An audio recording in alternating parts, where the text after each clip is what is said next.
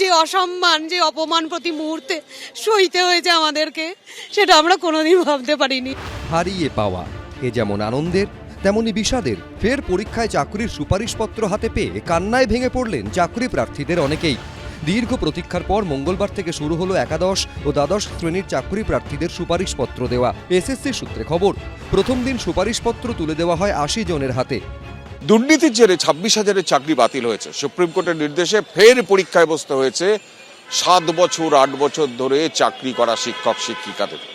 তারা উত্তীর্ণ হয়ে অবশেষে স্কুল সার্ভিস কমিশনের কার্যালয়ের বাইরে এইভাবেই লাইনে দাঁড়িয়েছেন। স্কুল সার্ভিস কমিশনের তরফে নিয়োগের সুপারিশপত্র দেওয়া প্রথম শুরু হয়েছে। এটা কি খুশি হয়? কেউ তো হতে পারে না। এত বছর চাকরি করার পর মানসিকভাবে তো সবাই বিধ্বস্ত। আমরা 1 বছরের বাচ্চা, তাকে নিয়ে পরীক্ষা দিতে হয়েছে। প্রেগনেন্সি অবস্থাতে হাইকোর্টে রায় দিল, আর যখন আমার ছেলে হলো তখন আমার সুপ্রিম কোর্টে রায় দিল। সেই অবস্থাতেই পড়াশোনা করতে হয়েছে। এই নিয়োগ দুর্নীতি নিয়ে যখন মামলা আদালতে গড়ায় তখন বারবার এসএসসিকে চাল থেকে কাঁকড় আলাদা করতে বলে কলকাতা হাইকোর্ট থেকে সুপ্রিম কোর্ট। অর্থাৎ যোগ্য এবং অযোগ্য প্রার্থীদের আলাদা করতে বলে আদালত, কিন্তু এসএসসি তা করতে পারেনি। শেষ অবধি গোটা প্যানেলই বাতিল করে দেয় সুপ্রিম কোর্ট। বেশ কয়েক বছর চাকরি করার পর অযোগ্যদের সঙ্গে চাকরি হারান অযোগ্য বলে চিহ্নিত নন এমন ২৬,০০০ শিক্ষক শিক্ষিকা ও শিক্ষাকর্মী। তারপর রাস্তায় কেটেছে দিনরাত, নতুন করে প্রমাণ করতে হয়েছে যোগ্যতা। শেষমেশ ভোটের আগে শুরু হলো সুপারিশপত্র দেওয়া। কিন্তু এই যে টানাপোড়েন, পরীক্ষা দিয়ে পাওয়া চাকরি হারানোর যন্ত্রণা, দিনের পর দিন অনিশ্চয়তার মধ্যে কাটানো, এসবের দায় কার? সেই প্রশ্ন তুলে ক্ষোভ উগরে দিলেন অনেকেই।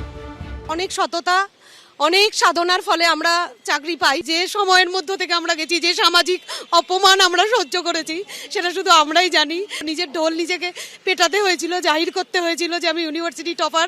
আমার এটা খুব লজ্জার আমার কাছে। আমাদের চাকরি চলে যাওয়ার পিছনে আমাদের কোনো দোষ ছিল না, আমরা কোনো অপরাধ করিনি। দুর্নীতির খেসারত তো আমরাই দিলাম, যারা দুর্নীতি করলো তাদের তো কিছুই দিতে হলো না। এক এক করে সবাই জেল থেকে ছাড়া পেয়ে যাচ্ছে, ফেসে গেলাম আমরা। এসএসসির একাদশ দ্বাদশে শূন্য পদের সংখ্যা ১২,৫০০, নবম দশমে শূন্য পদের সংখ্যা ২৩,২১২। পরীক্ষা দিয়েছি যখন, পরীক্ষার ইন্টারভিউ যখন হয়েছে তখনও এতটা টেনশন ছিল না যতটা আজকের দিনের জন্য টেনশন ছিল। ঠিক জায়গায় পাওয়া যাবে কিনা এটা নিয়ে খুব চিন্তা ছিল। ফাইনালি সব কিছু ভালোভাবে হবে কিনা, ফাইনালি চাকরি পাচ্ছি, নিজের হাতে সই করে আসবো, এটা একটা অদ্ভুত অনুভূতি। এটা আমি বলে বোঝাতে পারবো না। আমার প্রথমবার পরীক্ষা, কিন্তু 2016 পরে যেহেতু পরীক্ষা হয়নি, পাস আউট হওয়ার পর থেকে আজ 8 বছর পর পরীক্ষা হলো। পরীক্ষা দিলাম, প্রথমবারে পেয়েছি, ভীষণ খুশি। জীবনে প্রথমবার চাকরি, সরকারি চাকরি, ভীষণ খুশি। এসএসসি সূত্রে খবর, একাদশ দ্বাদশের সুপারিশপত্র দেওয়ার শেষে শুরু হবে নবম দশমের নথি পরীক্ষা ও ইন্টারভিউ।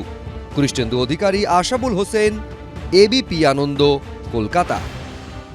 এবিপি আনন্দ, এগিয়ে থাকে, এগিয়ে রাখে।